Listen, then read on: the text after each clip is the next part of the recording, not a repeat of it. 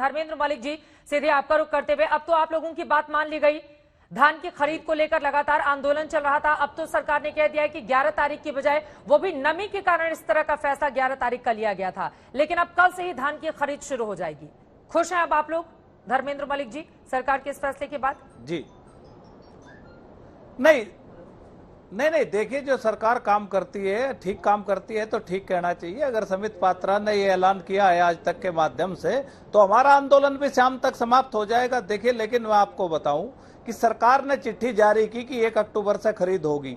29-30 तारीख में किसान मंडियों में धान लेके पहुंच गया और फिर एक चिट्ठी आती है कि हम 11 अक्टूबर से करेंगे। तो देखिए चित्रा जी, किसान जो इन्होंने कहा ना, वैज्ञानिक जो रीजन बताए, देखिए वैज्ञानिक रीजन ये है कि किसान खुले में खेती करता है, उसको क्या पता कब फसल मेरी पक के तैयार होगी और बारिश हो जाती है, तो इसमें मेरा क्या दोष। दूसरा, नमी अगर मॉइस्चर उसमें होता है तो नमी नापने की मशीन होती है, उसका नुकसान किसान को होता है, न कि सरकार को होता है।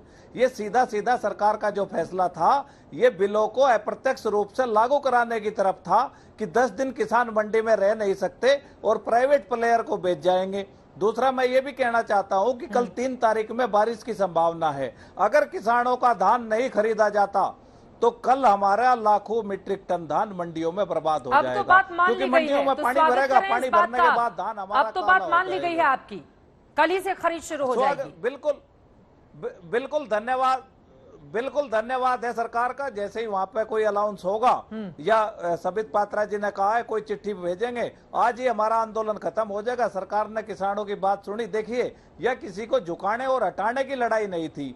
फसल हम देश के लिए पैदा करते हैं चित्रा जी, उस फसल को हम अपने घर में भी नहीं रख सकते, कहाँ लेके जाएंगे उस धान लेकिन को? ये जो आंदोलन अलग अलग बॉर्डर पर चल रहा है, वो कब खत्म होगा, ये भी बड़ा सवाल है। ठीक है, आप अपनी बात को आगे बढ़ाएगा अभय दुबे जी। आज तो चन्नी सरकार के मंत्रियों का भी किसानों की ओर से घेराव किया गया, ये कहते हुए कि दरअसल पंजाब के ये मंत्री उनकी बात को केंद्र सरकार तक ठीक तरीके से पहुंचा नहीं रहे हैं। तो कांग्रेस भी निशाने पर रही आज कांग्रेस किसानों की। नहीं, बिल्कुल दृढ़ता से आवाज पंजाब की सरकार ने उठाई और ये हक है किसानों का। किसी भी राज्य में किसी भी राजनीतिक दल की सरकार हो, ये उनका अधिकार है। मुझे इससे भी बहुत बड़ी गंभीर चिंता अब सताने लगी है संबित पात्रा जी के बयान के बाद।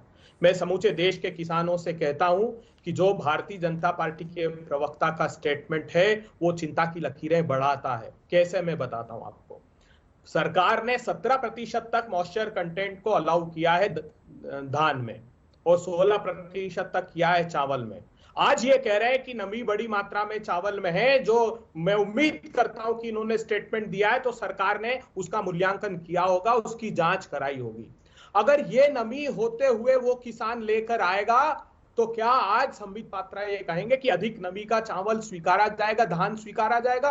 क्योंकि वो रिलैक्सेशन ऑर्डर पहले नोटिफाई करना पड़ता है सरकार को कि अगर 17% से अधिक भी नमी हुई, जो कि मैडम ने जब भी रामविलास पासवान जी को सोनिया गांधी जी ने चिट्ठी लिखी, उन्होंने रिलैक्स किया इन नॉर्म्स को। मगर आज की दिनांक तक जब हम डिबेट कर रहे हैं, उन नियमों को शिथिल नहीं किया गया है, उनमें मॉइस्चर कंटेंट में छूट नहीं दी गई है। इसका अर्थ क्या है? दूसरा बड़ा षड्यंत्र मैं बताता हूं। ये कहते हैं कि धान इतने दिनों में सूख जाता तब सरकार प्रिक्योर करती। अरे साहब, जानते हैं किसानों को क्या नुकसान है उससे? किसानों को ये नुकसान है चित्रा त्रिपाठी जी कि उनका वजन कम हो जाता है। अगर वो, एक तो लागत बढ़ जाती है, इनपुट कॉस्ट, क्योंकि वो सुखाने की अलग से प्रक्रिया करता है, और जब सुखाता है तो उसका वजन कम हो जाता है, मतलब दूसरी मार। और 20 लाख टन तो अकेला हरियाणा की मंडियों में आकर पड़ा। और मैं सहमत हूं किसान नेता से, और ये अकेला किसान नेता का आरोप नहीं है, ये लागत और मूल्य आयोग ने भी आरोप लगाया मोदी सरकार पर कि दाल खरीदकर ऐसे समय बाजार में उतारती है तब किसानों की फसलें आने वाली होती है और प्राइसेस क्रैश होती है। मैं जवाब ले लेती हूं। और अब तो केंद्रीय मंत्री की ओर से इस बारे में ऐलान भी कर दिया गया है, अश्विनी चौबे की ओर से ऐलान कर दिया गया है, पंजाब हरियाणा में धान की खरीद कल से ही शुरू होगी। लेकिन संबित पात्रा जी, जो कांग्रेस पार्टी की ओर से अभय दुबे जी ने सवाल खड़े किए हैं, उस पर जवाब दीजिए आप। देखिए, जहां तक कांग्रेस पार्टी का सवाल है, चित भी मेरी पट भी मेरी का विषय है इनका। आप खरीदी शुरू कर दीजिए, तो इनका आक्षेप रहता है कि आखिर खरीदी शुरू क्यों कर दी, अभी तो धान जो थे वो सूखे नहीं थे, उनमें नमी है, उनका रिलैक्सेशन लेटर कहाँ है? अभी लेटर आएगा और इसमें कोई दो मत नहीं है कि उसमें रिलैक्सेशन भी रहेगा।